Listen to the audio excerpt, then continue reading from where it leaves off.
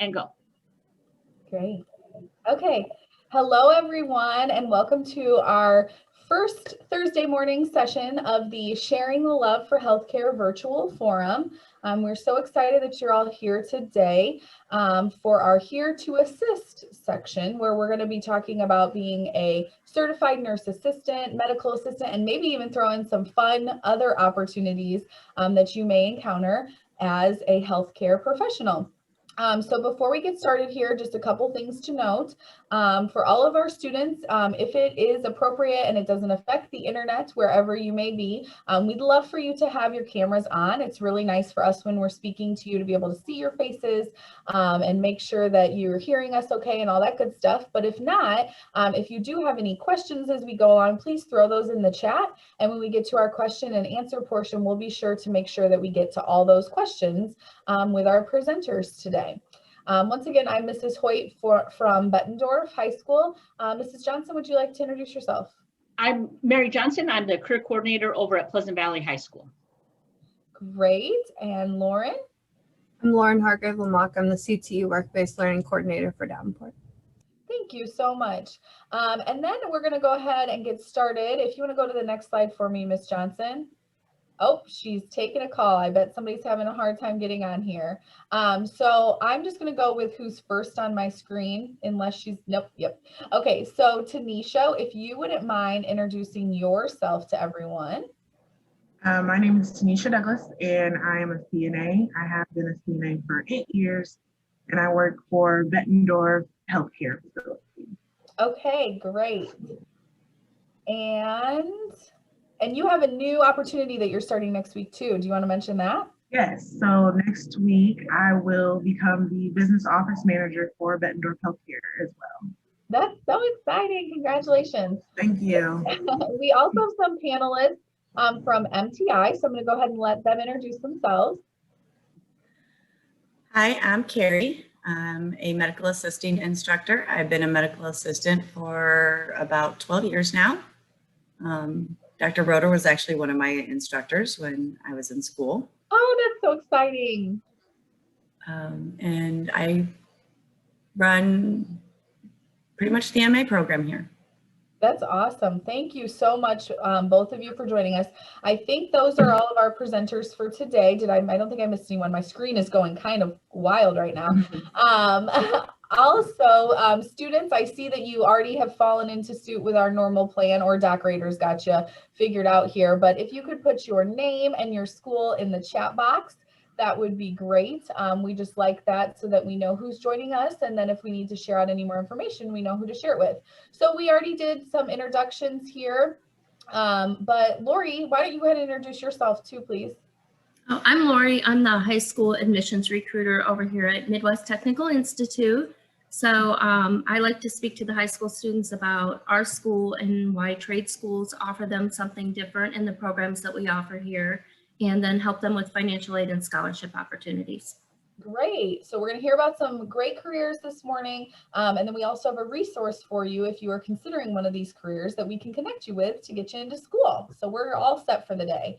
Ms. Johnson, you want to go on to the next screen for me? All right, so let's start. We're going to have both our MA and our CNA just share a little bit about what is that job and what does kind of like your day-to-day look like. So when you're sharing, if you want to share about like being an instructor of the program, but then also like what they would do as an MA, that would be great. But we'll go ahead and start with CNA. Just kind of give us like a day in the life of what it would look like to be a CNA. So I'm a first shift CNA. So usually when I come in the morning, I know you kind of get familiar with who your early risers are, who your late sleepers are. So I usually go into my early morningers and say and help them get dressed, brush their teeth, wash up or take a shower if that's what they're wanting to do. And we get everybody together for breakfast. It's kind of difficult now because of the COVID, because usually we join in the dining room so everyone is able to like communicate and talk about their morning. And it's kind of difficult now, but a lot of the people who live across the hallway from each other kind of talk back and forth to each other, sit in the hallway with them and join in on the conversation and make sure everybody's being safe. And it's really just, you know, that some of them have physical therapy, some of them do activities. We do allow visitors here now, so some of them get to visit their family members during the daytime, but it's kind of lax. We don't have a schedule. No one's ever on a scheduled time of when they should do things. This is their home, so we, you know, like to make it as homey as possible. And I just, you know, answer lights and help with cares. And if my patients are having a bad day, I do one-on-ones with them. I spend a little bit more time with them to get them feeling better. But the job becomes very easy when it's something that you love to do versus something that you feel like you have to do. If you feel like you have to do it,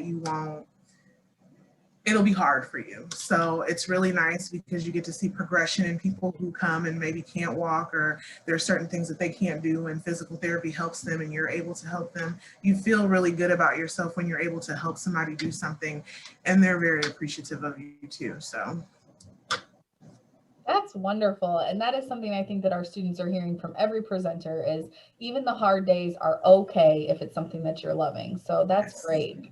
All right, shall we switch our screen over? I know Mrs. Johnson is working really hard to get our North Scott students on right now. They're having some issues, so that's why she's stepped away. But I think there we go. All right, so let's talk about how about we start with being a medical assistant?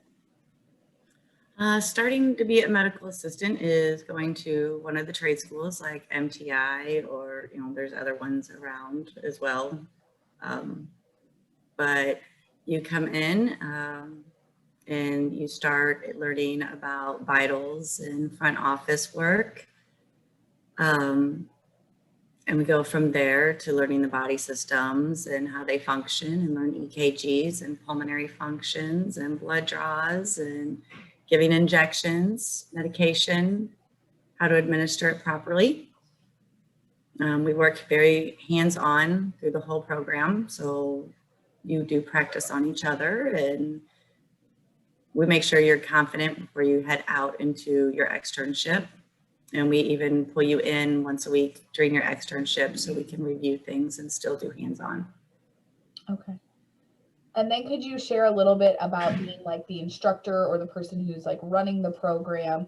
A lot of our students yesterday, as we talked about different things, they were very interested in like, okay, if they got to a point where just the day in, day out of the clinical work, what they were kind of done with that, and they wanted to move on to something different. A lot of people we spoke with yesterday said like, oh, well, I could go teach this. So could you kind of talk about that transition that you made and what that looks like? Well, I will say it is a huge transition going from clinical to instructing. It's not as easy as a lot of people think. Like, I'll be honest, when I started, I was like, oh, this will be easy. No, I put a lot of work behind the scenes. I have a lot of respect for teachers that Good. now that I didn't before, because you do take a lot of work home with you. I don't think there's been a weekend in the last year that I haven't taken my work home with me to help set up. So yeah, hats off to instructors for that, because I wasn't ready for that one.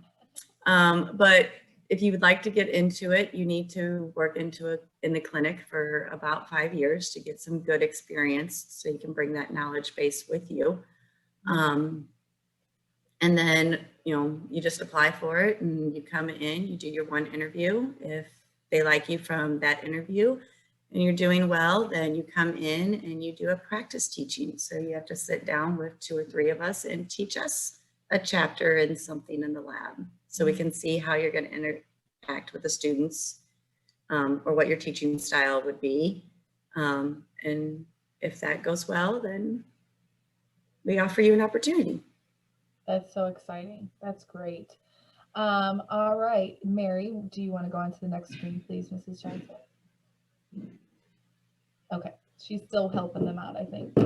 Oh, it's back to us. Okay, so here's what we're going to do next. Now that we kind of have like that baseline information of what you all are doing in your day-to-day, we're going to kind of dive in with some of the questions. When our students signed up for this event, they sent in some questions. We'll go through some of those, but students, as you all have questions, please go ahead and pop them in the chat, and we'll make sure to include those also. I see that now it looks like North Scott has joined us, and I believe this is maybe their CNA class, so it's quite a group of students.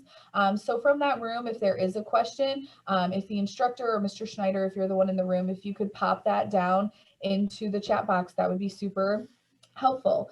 So why don't we go ahead and start with what is, as a CNA or as an MA, what has been like your most favorite day in your career? What's something you look back on and you just say like, I loved this day in my job? Tanisha, you want to start us? So our residents are like, they're holiday crazy. So any holiday, like we decorate, and Halloween was the one because we ordered a bunch of fake tattoos off of Amazon and we made a poster board that for our spooky tattoo parlor, and it was so exciting to see these people get tattoos and they're like showing their family members their arm, like, look here, I got a skull and a rose right here at 80. And I'm like, you sure did. Like they were all for it. So holidays are always my favorite because even though we've been restricted with visitors for COVID, like they have fun. They have fun. We played spooky music down the hallway. We did like our ghoulish drinks and our snacks, and they just enjoyed themselves. Like I've never heard them laugh and be so loud in the years that I've worked here, and I like that. Like I feel like they deserve that happiness, and so it's when they're happy like that, it's the best feeling in the world. So That's so great. I can see why that's your favorite, and I want a tattoo now, so that's so All right, how about over with MTI? But why don't both of you share? Because like we said, we want to cover anything and everything. So Lori, you totally support healthcare by what you do. So what's been your favorite day in your career so far?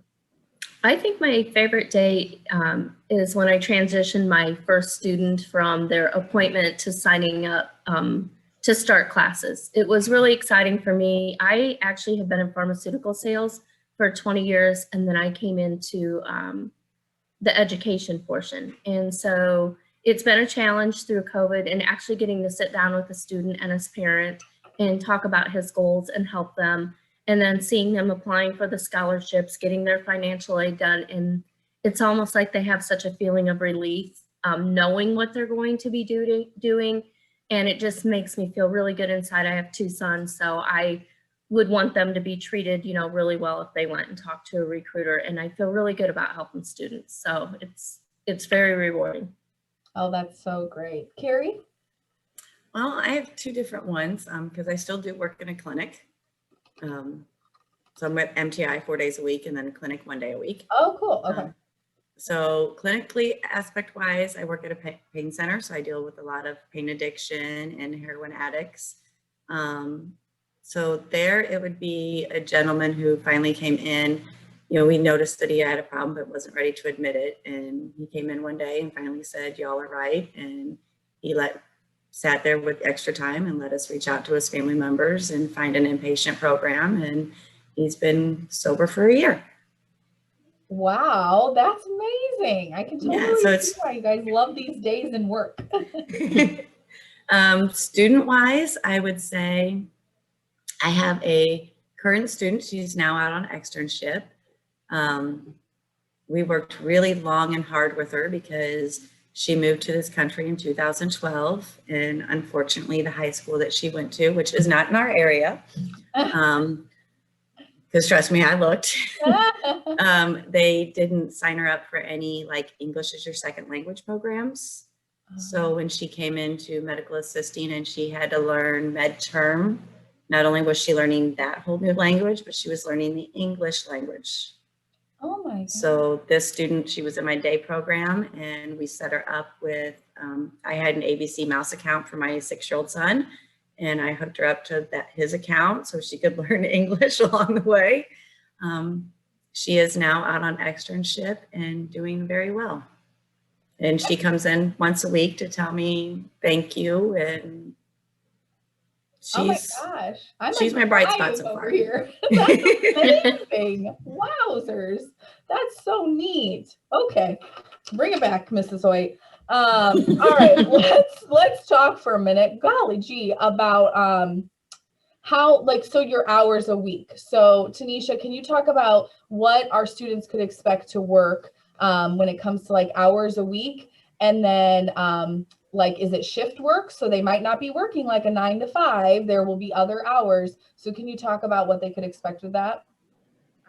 First of all, I work insane hours, okay? Because I just don't believe in life outside of work sometimes. Like anytime I feel like somebody needs something extra, I'm like, you know what, I'll just stay over. And my DON is usually like, you need to go home and sleep. And I'm like, no, I'm fine.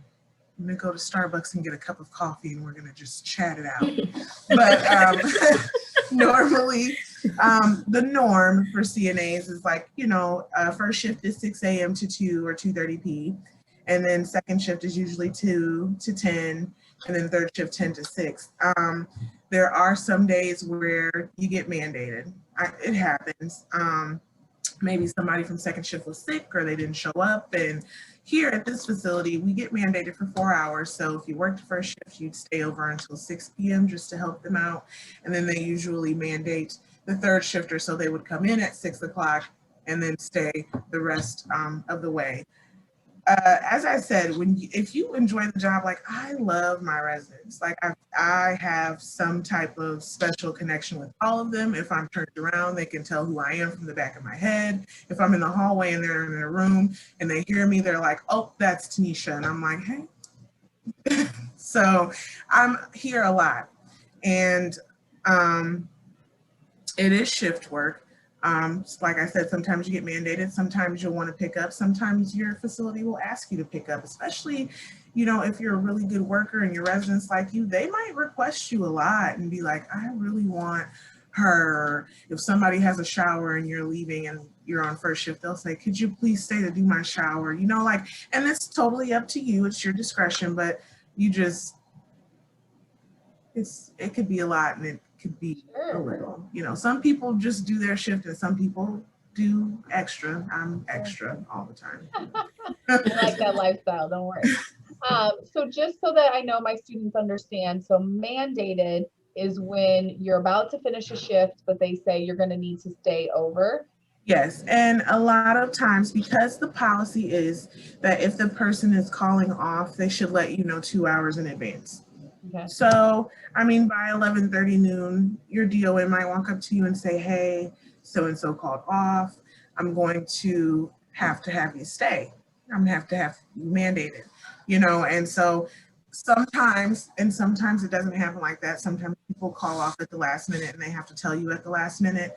But like here, we have 2 people highlighted. So, let's say I'm highlighted and my coworker's highlighted. If I say I can't stay, I have a doctor's appointment, I'd love to, but I can't. Then she asks the second person highlighted, and then they're able to stay. So they do go down a line of people to see, like, it's not just stuck on you if you can't do it, because sometimes you can't. Sometimes you do have other things that go on after your shift that you can't help. But so 2 more quick questions then. Do you get paid overtime if you say that you get paid extra? time and a half. Time and a So, half. yeah, there is a such thing as mandation pay. And so it's totally separate from your regular pay. You get paid time and a half. So, you know, you also get incentive for being mandated because it is unfortunate. Okay, and then number 2, you were referring to the person who was going to come tell you that. What is that position? DON, so your director of nursing. Okay, perfect. Awesome. All right, let's go over to Carrie now to talk about hours and what shifts look like. All right. In the clinic, it just depends on where you're at. If you're at a regular doctor's office, you're going to be, you know, your hours could be 7:30 to 4:30, or it could be 8 to 5, just depends on the clinic hours. Convenient cares, since they're open on the weekends, you're going to be on a rotating shift and you could do 12s or however it's set up. Some are set up at 10, 8. It just depends on the clinic. If you end up at a hospital, it's going to be 12 hours and it could be all 3 shifts or all 2 shifts, really, not 3. Sure. But there is a pay difference per shift. Mm-hmm. So there's shift differential. If, again, like Tanisha was saying, if there is mandated overtime, then you get overtime pay. But you can also sign up to be like on call when you're at the hospital. So while you're on call, any time between that period that you signed up to be on call, you can be called in. But you get paid, like, I think it's $2 per hour I used to get paid $2 an hour to sit home and do laundry. And just wait for a call that might come in. Yep. Mm-hmm. And then when you get called in, it was double time. Wow. And if they only needed you for an hour, you still got paid those 4 hours. And was that at the clinic you're talking about, or? That's at the hospital. Clinic, it's usually you usually don't have any overtime. Okay.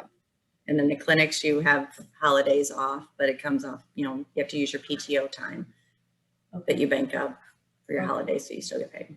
Okay, so I want to talk about paid time off, but before we go there, both of you have brought up something really great, is that there are multiple different places where you might work this job.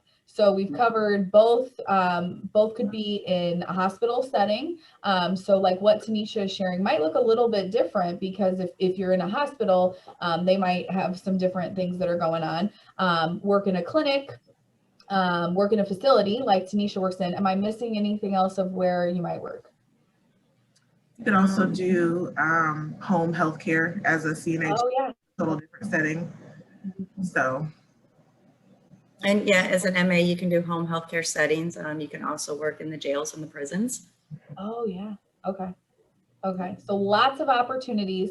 Something we've been talking about throughout these sessions is the job outlook. So is there going to be a job for CNAs and MAs? I feel like with that long list of places, we're good. If my students are going to go into these careers, we're going to find them jobs, right? Yes. Great. So on that note, then we're going to circle back to PTO. Lori, do you want to talk a little bit about how colleges in the area help students to find jobs when they complete one of these programs?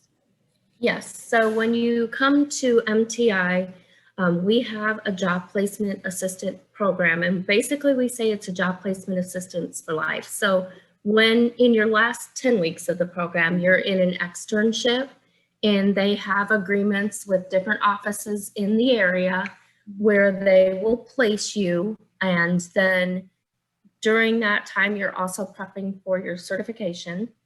And then they will help you sometimes you get hired into the clinic where you're doing your externship. Sometimes you'll have to look elsewhere, but we help with the resume preparation, interviewing skills, professional communication and development. With our job placement assistance program, we just ask for the 2 requirements, so the 70% grade point and 90% attendance, because in trade school, we want you to treat it as if you're treating school as if you're treating work. If you're not going to show up to class, we're not going to invest in helping you find a job because we have really good relationships, and you want to reward the students who are coming to class and taking it very serious and on time, good attendance, good behavior. If say you were to be out in a job in a clinic and a job came up at a hospital, and so now you feel like it's time to update your resume and maybe you need some more interview skills because this is a different setting, our students are able to come back here and get that help at no cost. As long as they met those requirements, we continually want to help them. That's great. Yeah, I always tell my students, like, I can't continuously be putting more into your future than what you're putting into your future. Exactly. There'll be times because of my knowledge base, but otherwise, this is a team effort here, people. We're doing this together. Yep, I tell my students through the whole MA program, I put in what you put in. I'm not going to work harder than you are for your career path. Totally. I already put my hard time in. Yes, exactly. All right. So I know you probably can only speak specifically to the clinic setting, Carrie, and where you currently are right now, Tanisha. But can we talk a little bit about paid time off and what that looks like? Because I mean, like, our students are used to right now, like, with the exception of part-time jobs, they got their weekends off, they got school breaks. I mean, like, it's awesome right now. So let's talk about like what life will look like when we talk about PTO, which is paid time off. Well, paid time off in the clinic setting and here at MTI, it's for however many hours you work a week. You have a set hours go into your PTO, so your paid time off. You earn those hours, which is going to be like your vacation time. And so that's what you're going to use sometimes for doctor's appointments, for your vacations, for holidays, that type of thing. Yep. So at a facility, yeah, that's what you get as PTO. Sometimes we do, at the facility, we get a floating holiday as well. And that's not at every facility, but like floating holidays are, they're random. I don't really know how I get them. They just appear, but they're there. And you can use them just like PTO. So you can use them, you know, when you're taking your vacations, or when you have your doctor's appointments. In a hospital setting, because prior to here I did work at a hospital, you get PTO, but you also get sick time. So it's very important to, like, if you're calling in sick for something, that's when you want to use your sick time. If you're going to go on vacation or something like that, that's when you want to use your PTO. So you have those two there so that you can use them appropriately for either or. I'm gonna tell you, you're not gonna come into any CNA job and get every weekend off. I'd love to say that like that, but it doesn't. You work every other weekend, and you know, so your shift. So me, for instance, I work 6:30 to 6 a to 2:30 p, and I don't work Monday through Friday. I have like a day off, one day off, like a Wednesday off on one week and a Friday off on the next week, but I do work every other weekend. So you do have a weekday off, but you're also responsible for an every other weekend. Same thing with hospitals. When I was a CNA for Trinity, I worked 7A to 7P, 3 days a week, but I still also had to do every other weekend. So you do have more days off when you go into a hospital. You have more weekdays off because you're only responsible for 3 days a week, but you're also there for 12 hours. And in a hospital setting versus facility, like, it's very lax in a hospital because you're not, you know, in a facility, they serve breakfast, lunch, and dinner at a certain time. So you have to have them up and ready. At a hospital, they kind of order their food when they want to. So there's really no schedule. So it's a lot of waiting on what the patient wants you to do for them. As in a facility, you kind of have a routine that you go by with them for their physical therapy and their visits and their breakfast, lunch, and dinner. So it can be a long day in a hospital versus a facility. Well, and I would guess too, that might be not in all instances, but in some, because in a hospital, you're helping them during that specific stay. Yes. And during that, where now you're their life, like you're there, you're running their whole, it's like having a toddler again. Yes. Thank you for the work you do.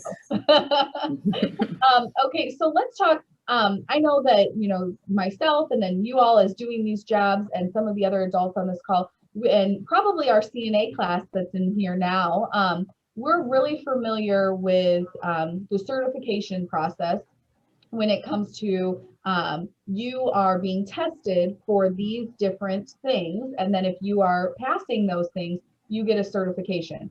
So could you talk about what like the test is and what the certification is for to become a CNA or to become an MA? You want to start, Tanisha?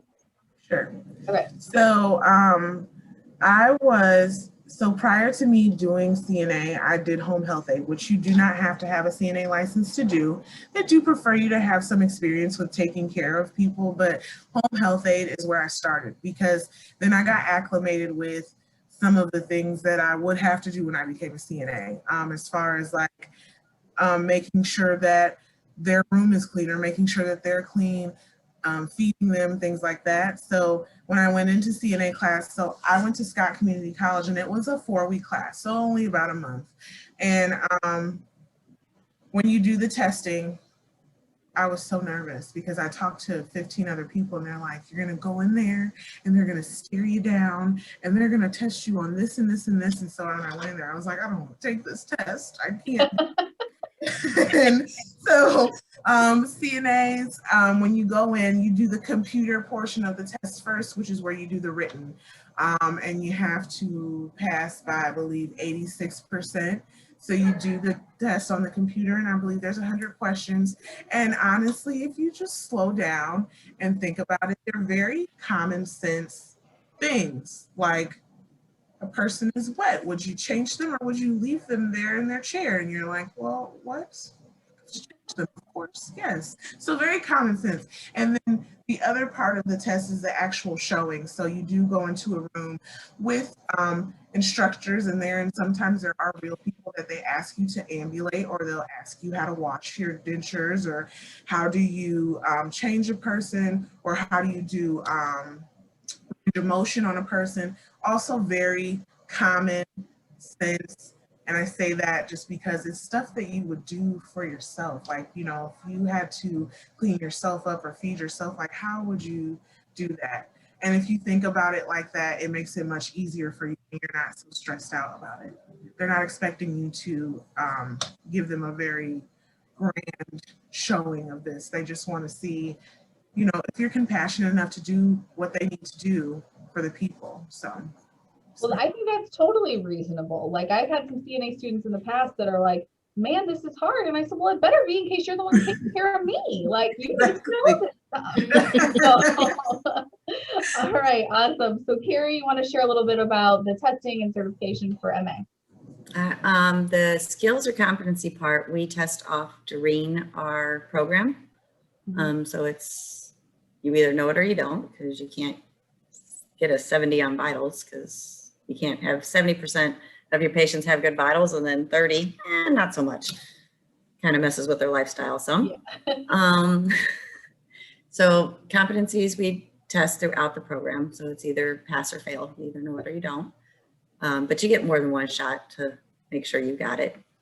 The test out, we constantly give review packets. So each chapter that we go over, I make review packets that will cover stuff on your final certification exam, which we use double AMA. So you have that stuff to study through the whole program. And then when you're on externship, you come in and you with our externship coordinator, and she has you do practice test on the computer and reviews, and we give you a book to study with as well. And then she schedule your test date once you're done with the extern, and you come in and sit down with the computer and take your test. All right, I like it. So then to be an MA, to be hired on as an MA, do you have to have that certification? Do you have to do that? Like, it is a lot of companies now, or hospitals and doctors' offices, it is a requirement. You may get hired without it, and you have 6 months to get it. And is that 6 months to get it while you're also trying to work? Mm-hmm. Oh my, no, go get it first. That's exactly. Yeah. No. Okay. And then what about CNA, Tanisha? Are people being hired as CNAs without being certified as a CNA? So we actually did have a program here. We haven't ran it again, but we had a program where we had NAs and our higher ups did do trainings with them as far as competency skills, and then they were actually to shadow us on the floor, not physically doing anything, but shadow us to see like how we run the lifts, how we change people, how you ambulate and do range of motion. And they were able to study. They still had to go through Scott or whatever school to test and get their certification, but they were still able to work through our facility. So you're to work through our facility for, I think it's 3 months, and then you take the test. You can't fail the test. You have to pass on the first go around. Sure. And after you pass and get your certification, then you're hired here already. So it's like, you don't even have to look for a job. You actually already have one. But we had 3 girls that came like that, and they're still here. So we did great. Okay. They did great. Okay, awesome. So I just want to remind students, if you have questions that are popping up, go ahead and get them in the chat box for me so that we can ask those. Otherwise, I'm just going to keep going through and asking my own follow-up questions because I'm just nosy at that. Okay, so it's very interesting sometimes to talk about maybe what you wish you would have done now where you are looking back. Is there something that you could have done to make your career journey easier? Like sometimes we hear from people like, you know, my future ready coach told me it would have been easier on me to just get started right after high school, but I waited and I didn't do it. And then now trying to go back while I'm working full time, it's really hard. So is there anything in your career journey that you like could have made life easier on yourself? We had CNA classes. It wasn't at my high school, but we would like, so I went to Rock Island High School, but a lot of us went to UT to go to the CNA classes. And I was like, I'm not doing that. I don't want to leave school to go to another school. I was like, I'll figure it out. And then all of my friends had their CNA license. And they're like, you should come work with us here. And I'm like, I don't have my license. I can't do it. Yeah. So I eventually had to say, okay, I'm going to go. Listen, because you go to that for free. And if you don't, then you have to go out into the real world like a big girl and pay like $450 CNA class. And I was like, why is this so much? I'm a child still. and I don't have the funds to pay for this. Somebody help me. And so, you know, it's doable, but it's like you should take advantage of things like this as they're being offered to you, especially when they're free. Who doesn't like free stuff? I don't know those people. I don't know them either. So, and it's just nice because it's like you being a CNA is a great job, because then after you're a CNA for so long, there are people that do like agency and you get to travel. And then if you're a person who wants to like travel, because I know a lot of younger girls that I work with like want to travel and see the world, but they also still want to be a CNA. You can do that. There are jobs that allow you to be a traveling CNA and not stay in one facility. If you're a person that doesn't like to commit to a facility, you can go from facility to facility and do stuff like that. So it's a fun job. Like you could just go everywhere with it. That's exciting for sure. Okay, Carrie, what about you? Anything that you would have done differently? Truthfully, no, because I've enjoyed everything I've done. I think if I would have done it younger, I wouldn't be where I'm at right now. Sure. So I think it just depends on where you're at in life. Yeah, totally. Like, you know, when I was 19, I was married and I had my first baby and I wasn't ready to go back to school. Mm-hmm. I went back to school when I was in my mid-20s and I was for a hairstylist, and I did that for 13 years and loved every minute of that. When I started getting bored, then I went back for MA. Wow, that's exciting. So I think it just depends on the person. Yeah, totally. And some people fresh out of high school aren't ready to jump back into school. They need to figure out life a little bit. That I will agree with. I will agree with that, but sometimes they need to listen to me. No, I mean, it depends on the person. I mean, truthfully, like I wasn't ready to jump back into school when I was fresh out of high school. Sure. I had to figure some things out, and then yeah, I think it worked out better going a little bit later with me, but there are definitely the majority of them that still need that structure and just to jump and go right from high school. Right. That's a good way to put it, with structure. Okay, can I ahead. interrupt for just a minute? Because one of the things that we want to stress is that both of these careers with those clinical hours, those can count for other pathways. So another reason to start early and do that in high school or right out of high school is if you're thinking about nursing or physician or some of those PT.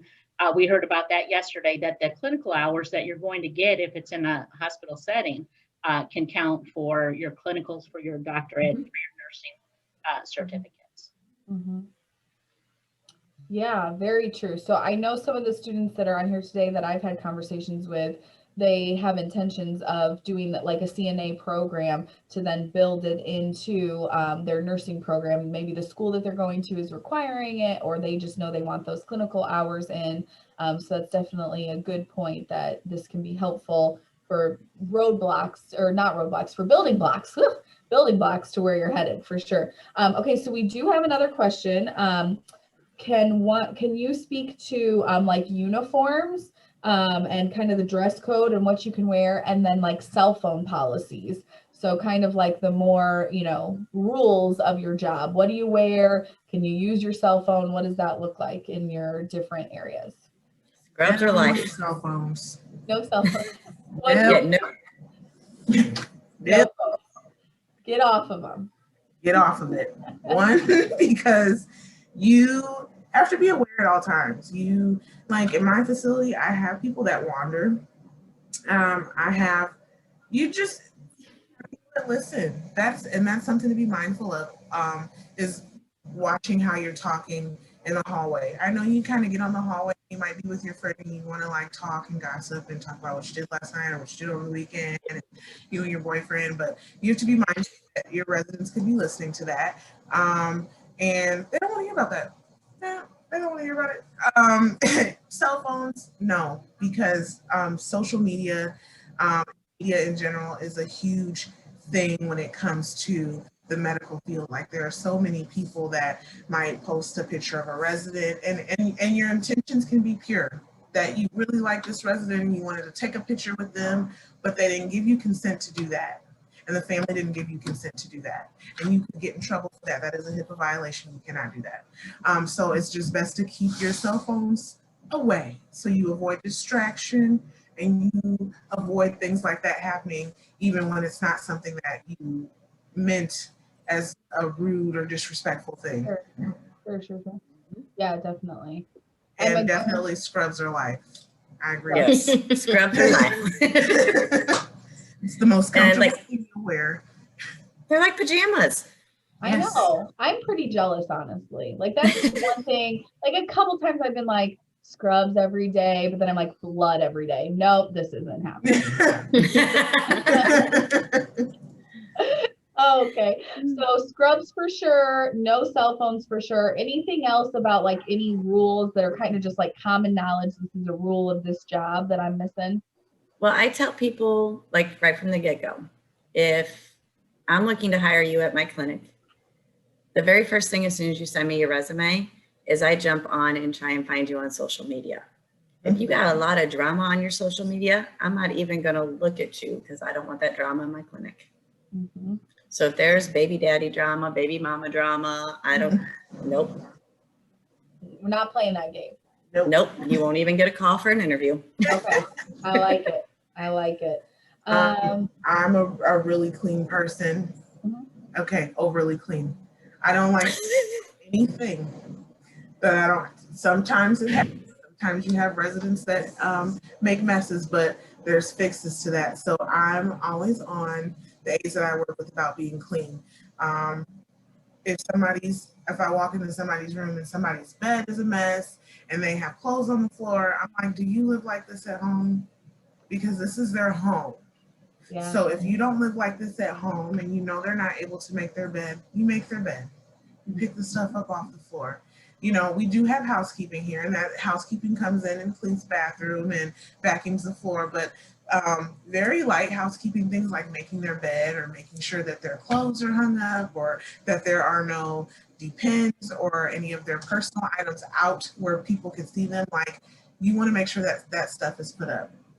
You want to make sure that their room is clean. You want to make sure that the hallway is free from clutter because you never know who's going to come walking down and you don't want them to trip and fall. Like, you make everything safe at all times. In the event you're not out there to look and find anything like Hoyers, lifts, everything. A big thing in the CNA world is that everything needs to be on one side of the hallway, either the left side or the right side. You cannot have things on two sides of the hallway. It makes your hallway very narrow. And you don't know if you're having to push somebody down in a wheelchair. You don't know. Like I said, I have someone that wanders and he's very unsteady on his feet. And so he sometimes comes out of his room. And if I have things on both sides of the hallway, he doesn't have a rail to grab a hold of, and there's a possibility he may fall.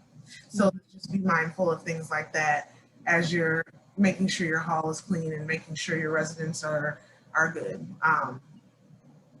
They get tired of hearing my mouth, but I'm like, be clean. Well, I can guess that your residents appreciate it though. Yeah. And that's a huge thing for our students to know, is that the job that you're doing is just not a job where you come in, you do some tasks and you head out. You are taking care of people. You are helping other people who are paying. Someone is paying for them to be there. Like, you know, they need to be there. There's a service you need to provide to them. So that's a really good point. So can we talk a little bit about like applying for jobs? And when it comes to like resumes and what your resume would need to look like as a CNA or an MA, is there like any specific words or things that, people, that the hiring person would be looking out for? So maybe Carrie, do you want to start with that one? I look for, because you have to turn in your resume in like the second mod here, so we have plenty of time to fix it and get it changed. Mm-hmm. So like in your cover letter and your resume, we don't want a lot of, I can do this, I can do that. Change up your wording so it looks like, it just looks more professional. So it'd be like, my skills include, and on your resume, put your skills, put that you know how to do EKGs, you've done pulmonary testing, vitals, put what you've learned. Don't just, my favorite one is when people put general MA duties. Well, depends on what site you're at as to what your general duties are going to be. Yeah, that makes sense. Yeah, there's no use in hiding all your great skills now. Put them out there so they can hire you for them, for sure.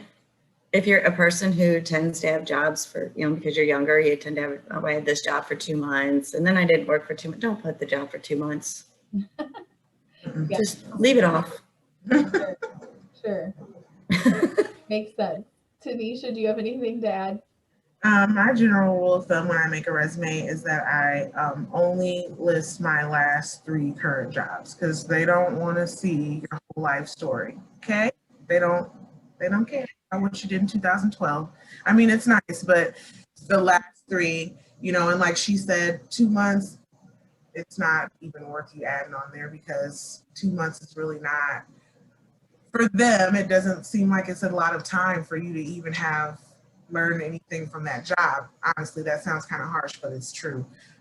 Definitely put your skills on there. You always should have a cover letter and a little bio at the top, because then it lets them know, like, I've been a CNA for so many years. I've worked in long-term healthcare and I've worked in a hospital setting. Like, they like to know where you've worked and they like to know what you can do, because then if they see that you have this many skills, if they see that you are CPR certified, or that you are going to school to be a medical assistant, even though you're already a CNA, like that makes them feel like, oh, well, she's really like got a lot going on. Like, she's really interested in this. I'm going to give her a call. It makes them excited to call you, because they see that you have all of these skill sets and that you're actually furthering yourself. Even if you're not going to school to be something else, if you have a lot of skill sets, always make sure that you show them, because it makes them happy that they can bring somebody in who knows what they're doing. That's what they're looking for, someone that knows what they're doing. Sure. Like, if you're brand new CNA, that's fine too, but they get really excited if they're like, wow, you're a brand new CNA, but you have all these skills that you've already done. So it's like, I wouldn't have to go through and teach you all of this stuff again. Yeah. So. Okay, so that's kind of like the resume stuff. Let's talk about interviews. So just because they got this certification, they passed the test, all that stuff, doesn't mean we're just going to hand them jobs. So kind of, what did your interviews look like? Or, Carrie, the interviews that you conducted, like, what do they look like? Are they like a panel? Are they individual, like a one-on-one? What do they look like? There's usually more than one person in there. There's at least 2. I will say the biggest advice I can give your students is, we've seen a lot of issues with knowing how to dress professionally for an interview. Don't come in looking like you're ready to hit the club for an interview. Yeah, I would guess. That's not going to get you too far. No. You don't need a lot of makeup. You don't need your hair fancy, but look professional. Yeah. Just nice pants, a nice shirt. Just look the part. Okay. And do you think that the questions that they can expect, because they already have that certification, maybe is it going to be more like situational, like, tell me a time that you did this, or explain to me how you would handle this situation? Is that more what they can expect? Yeah, we do. I mean, we give the students a list of questions when we do mock interviews. Okay. There are people that will come in from Genesis and Trinity and do mock interviews with our students so they can get prepared. But we do ask, tell us about a a conflict with a coworker and how you resolve it. So we can get an idea of what you're like with your teammates if there's issues. We ask about, a good experience with a patient if you've had past experience or a conflict with a patient, because you're going to have conflicts with patients too. Sure. We ask, it's those type of questions.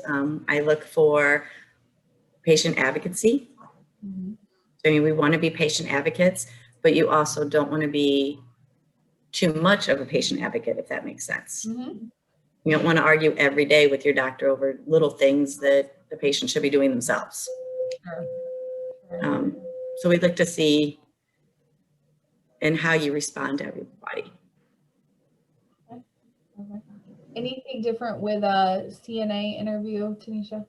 CNA interviews are usually one-on-one. I haven't been where it's been like several or a couple of us, but it's usually one-on-one.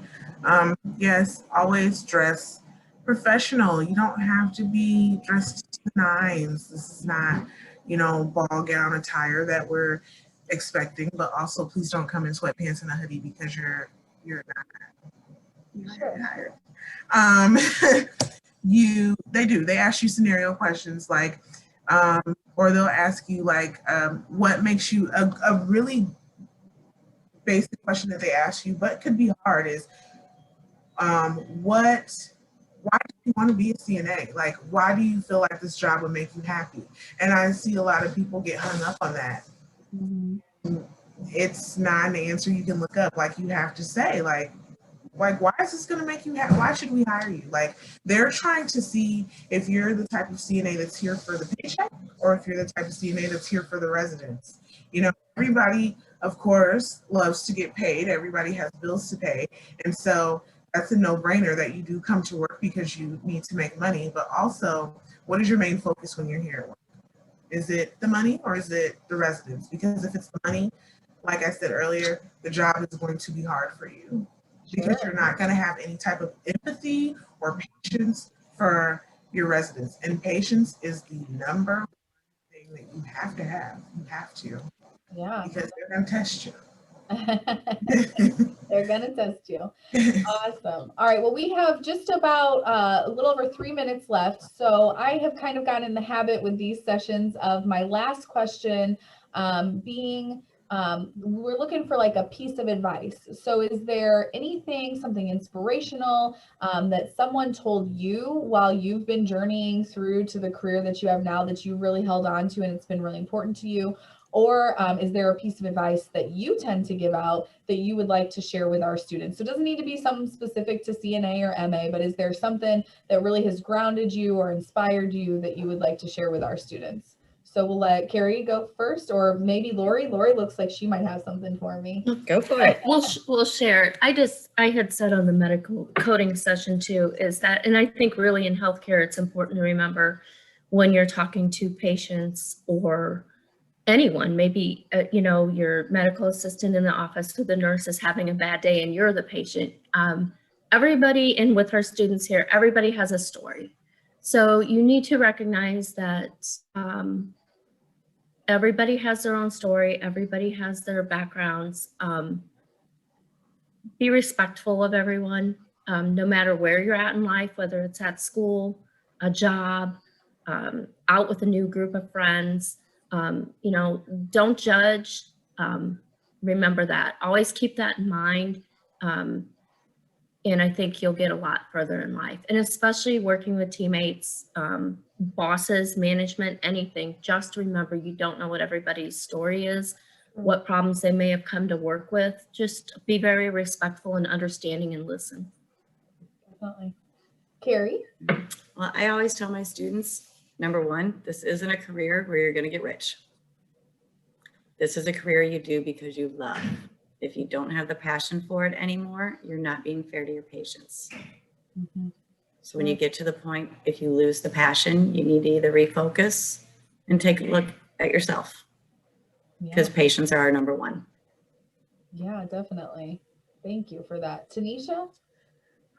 Several things. Take everything with a grain of salt, okay? Anything that you think anything that is frustrating you that you feel like it's so serious where it's going to take you out of your element, it's not that serious. Take a break, go outside, breathe, and let it go, because you do not want to show any frustration towards your residents, because 9 times out of 10 it's not their fault. 9 times out of 10 it's something that they couldn't help and something that they may have done to frustrate you that they didn't mean to do because they didn't know that they were doing that. Be understanding of that. A lot of the patients that you're going to work with are going to have Alzheimer's, are going to have dementia, or they're going to have some type of developmental disability, and it's important to understand that and to be empathetic of that and take a step back. Like, they can frustrate you, and they don't know that they're doing that. You just have to be understanding, say okay, and take a step back. That's my advice, because I've seen so many of the girls get frustrated to the point where they leave or they get angry with the resident, and it's not okay, because once you start getting angry with your residents, like Carrie said, it's time to go, because it's no longer about the resident anymore. It's you're making it about yourself. So. Right, sure. Well, thank you all so much for sharing that and everything else that you had to share today. We so appreciate you taking time away from everything else we know you have to get done to share with our students. I also want to thank our students for being here today and investing in what their futures are going to look like, and really taking the time to get to know what some of their opportunities are. So we will be able, any students, if you have any other questions, we can connect you with our panelists today. So go ahead and let myself know at Bettendorf, Mrs. Johnson at PV, at Davenport, go ahead and let your counselors know, and at North Scott, and let Mr. Schneider know. And we can get you in touch with who you need to get in touch with to keep asking questions and keep the conversation going. But with that being said, it's 9:30, so we're going to let everybody get back to where they need to be. And we just appreciate you all so much. So thank you, panelists. Thank you. Thank you.